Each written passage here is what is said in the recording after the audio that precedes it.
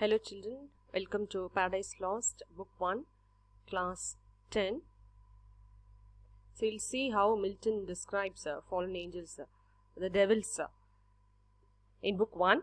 So we have already completed Mulak, Chemos, Bilam, Ashtroth, and in today's class we are going to see Thamus. So Milton describes various devils as they were known and worshipped in the heathen countries. So with several devils came Ashtoreth, the moon goddess of Phoenicia, to whom the Phoenician maidens paid their vows and sang songs. So Ashtoreth was also worshipped in Sion, where her temple was built on the Mount of Olives by Solomon. So here Milton tells that Thamus came next to Ashtoreth. Okay, Thamus came next, behind whose annual wound in the Lebanon allowed the Syrian damsels to lament his face. So Thamus came next to Ashtoreth, and Thamus was a Phoenician god, beloved of Ashtoreth, and he was believed to have been killed by a wild boar. So this is the story behind it, so it is given here. The Syrian damsels to lament his fate. Okay, the story is, listen carefully. Thamus was believed to have been killed by a wild boar while hunting in the forest of Lebanon. So since then it was believed that he came back to life and died every year. So the water of the river Adonis was wild smooth Adonis from his native rock. So the water of this river Adonis, the water of this river Adonis was supposed to turn red in color. Perhaps due to the blood of wounded Thamus flowing in it. So this was the belief. So Thamus was yearly worshipped on a certain day in summer by the Phoenician maidens who sang love songs and lamented throughout the day, which was called a day of weeping. So this is the story behind it. So throughout the day, the girls, the maidens sang love songs and they lament throughout the day, and that day was called a day of weeping. So Thamus was a Syrian god who was originally a Babylonian god of fertility. So it was from Babylonia that his worship was introduced into Phoenicia. So the Babylonian myth represented Thamus as a youthful shepherd loved by Ishtar and killed by a wild boar. So in Phoenicia, he was named as Adoni, and the Greeks called him Adonis. And Ezekiel saw when by the vision let his eye survey the dark idolatries. See, Ezekiel, a prophet who had been carried into captivity in the time of Nebuchadnezzar, he actually saw in a vision the Jewish women weeping for Thamus in the sacred temple at Jerusalem.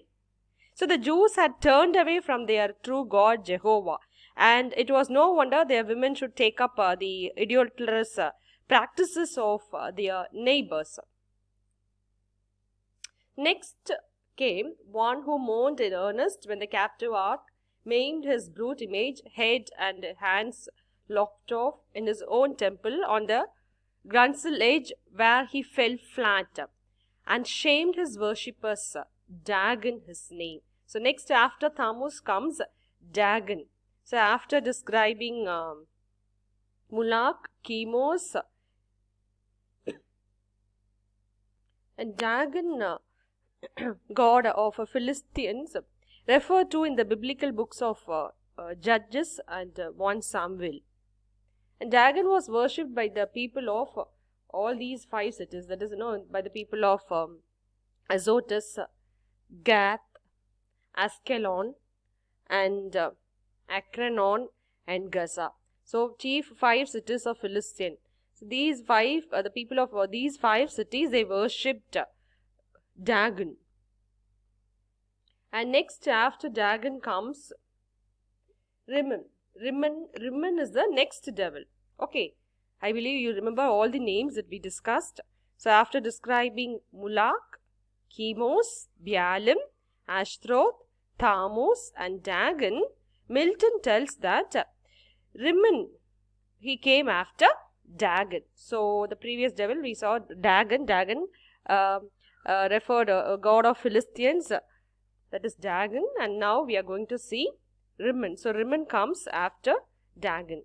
So Rimmon is actually the fish god. Rimmon was worshipped in Syria and had a pleasant temple built to him in Damascus. He was also bold enough to have his temple built in front of the temple of the true God. So here Milton alludes to a Syrian leper, Naaman, a captain of the host of Syria. See, it's given here, Syrian mode. So here, he alludes to a Syrian leper, Naaman, a captain of the host of Syria, who stopped his allegiance to Rimmon. So on the advice of a Jewish slave girl, Naaman met the prophet Elisha, who advised him to wash himself 7 times. He advised to wash himself 7 times in the river Jordan in Palestine to cure himself of leprosy. So when so cured, he decided to worship Jehovah instead of Rimmon. But Rimmon got a king as his worshipper, and he was Ahaz. So Rimmon got a king as his worshipper, and his name was Ahaz. A-H-A-Z. The king of Jordan. So Ahaz was the king of Jordan,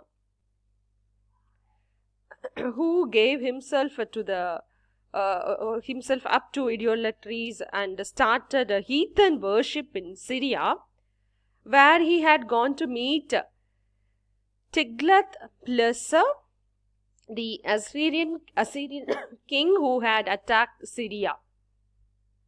Okay. So with the help of Assyrian king, Ahaz defeated Syria and captured Damascus. So this is the story behind it. So with the help of Assyrian king Ahaz, he defeated Syria and captured Damascus. And he saw an altar there in one of the temples, which so attracted him that he built a altar in the temple of Jerusalem. So henceforth he became a worshipper of Rimmon. So thus Ahaz disparaged God's altar by replacing it by Rimmon's altar. So he made unholy offerings and worshipped the gods whose country he had conquered. So these references are in the book Kings in the Bible. So after describing, Milton, after describing the appearance of the angels before Satan, so now we have seen how Milton has described the fallen angels and their appearance before Satan. Milton attempts to give an idea of the obscured brightness of Satan's personality also. So among his companions, Satan stood like a tower. He had not yet lost his native brightness, though it was a bit impaired on account of his overthrow from heaven to hell. And also Milton conveys the idea of the dimmed glory of Satan with the help of 2 similes. So first he compares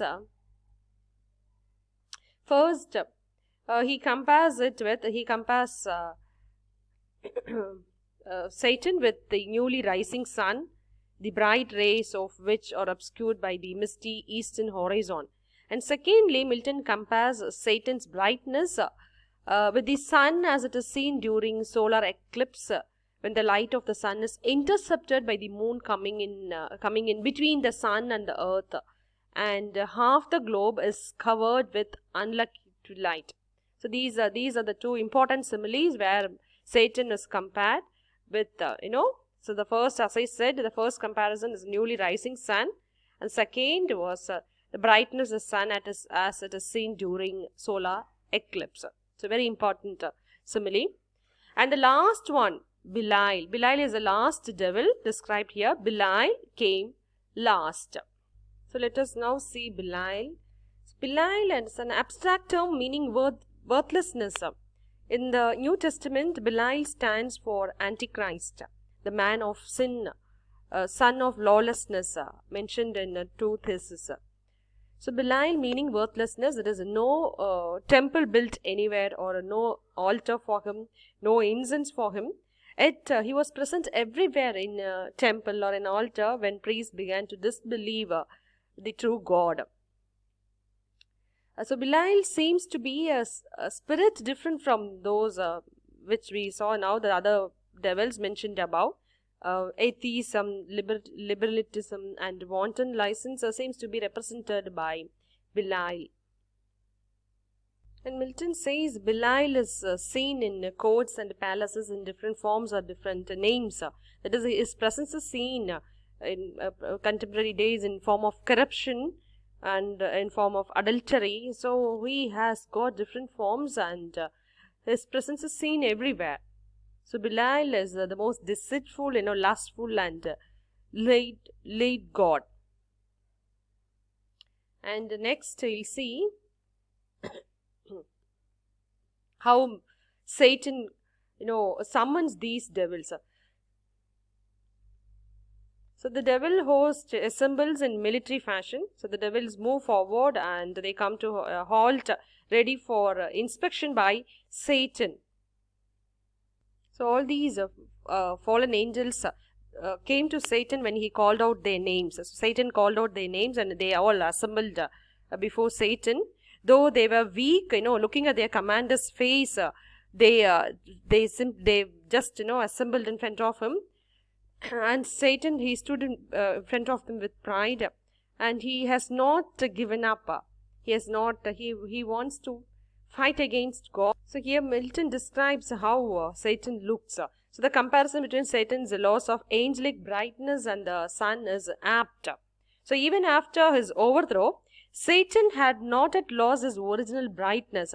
So though it was dimmed like the sun's glory in a misty morning or in an eclipse. So this is the comparison. This is the simile which we discussed just now. So though he has lost his original brightness, it was dimmed. His brightness is dimmed like. So this is the comparison. Listen carefully. Like the sun's glory in the misty morning or in an eclipse. So this is the comparison. So Milton tells that Satan still retained his original brightness though dimmed. But in spite of his obscured glory, Satan shone brighter than his companions. However, his face showed marks of scars made by lightning, the dreadful weapon used by God. But Milton further tells that though his face bore marks of anxieties, his courage and thoughtful pride, which was waiting only for a suitable opportunity to take revenge. That is, we all know it's against God. So he wants to defeat God. He wants to wage war against God. So the laws of heaven and consequent tortures of hell make no disheartening impact on Satan's spirit. And next important, we are moving on to the next important section, that is the construction of pandemonium, which we will see in next class. How Satan and with the help of fallen angels, how Satan constructs pandemonium. So we'll see that in next class. Thank you.